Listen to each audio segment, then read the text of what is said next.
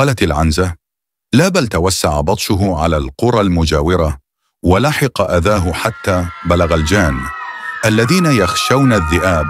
فما أدراك بديبي ديبي، الأمر الذي جعل كل سكان القرى ومدينة سندروس يتفقون على الإيقاع به مرة أخرى في الأسر، في خطة خططت لها قبيلة الصيادين، حيث جمع الصيادون أساور الذهب التي تلبسها نساؤهم ووصلوها ببعضها البعض، فأصبحت شبكة كبيرة. في المقابل جمع سكان الرومان ما استطاعوا جمعه من الذهب من جميع القرى، وتكفل الجن بصنع قفص من الذهب، وما نقصهم أكملوه من الفضة.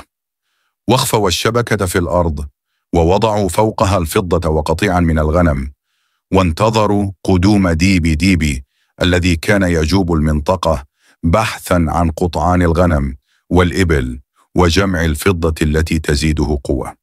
فوقع في الفخ وأسر ديبي ديبي مرة أخرى، ووضع في القفص الذهبي الفضي، فكان سجنه الذي لا يموت ولا يحيا فيه حتى دخل في سبات. فبني على القفص جدران، وتمت تغطيته لمنع لصوص الذهب عنه. ومرت السنوات حتى هجر الناس المدينة التي أصابها الجفاف، ودفنت المدينة تحت الرمال. قال عبد الرزاق: أعرف سندروس، أعرفها، كثيرون حاولوا استخراج الذهب من هناك لكنهم فشلوا. ماذا؟ هل تقصدين أيتها العنزة أن ديبي ديبي لا زال حيا، وقد يخرج لو استطاع أحدهم الوصول إلى القفص الذهبي الفضي؟ قالت العنزة: بالضبط، يؤسفني أن أخبركما أن هناك من يحاول الآن، وقد ينجح، وهو يعرف كيف يصل إليه.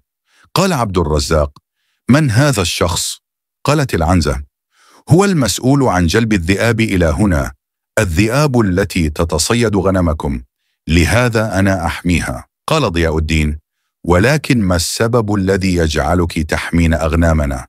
ما علاقة ذلك بديبي ديبي؟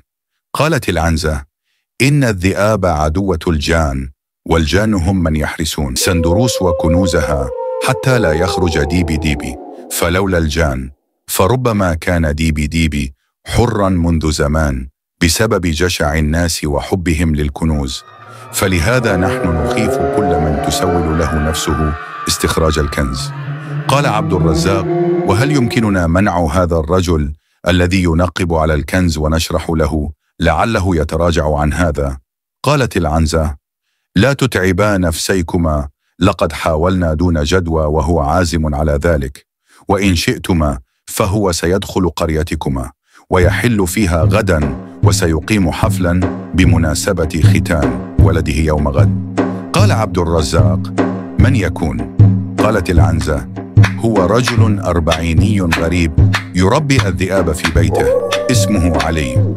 قالت العنزة: للأسف أنا لا يمكنني دخول قريتكما، لأن مهمتي هي حراسة الأغنام خارج القرية، أما داخلها فلا خوف عليها. إذا بلغتما النخلة الوحيدة في طريقكما إلى القرية ناديا بهذه العبارة، فسيحضر لكما صديقي ميسى. قال ضياء الدين: ما هي العبارة؟ قالت العنزة: فنك يا عالم الفلك، عصاك في يدك، أريد نجدتك. كرراها مرتين حتى يظهر لكما من تحت النخلة الوحيدة.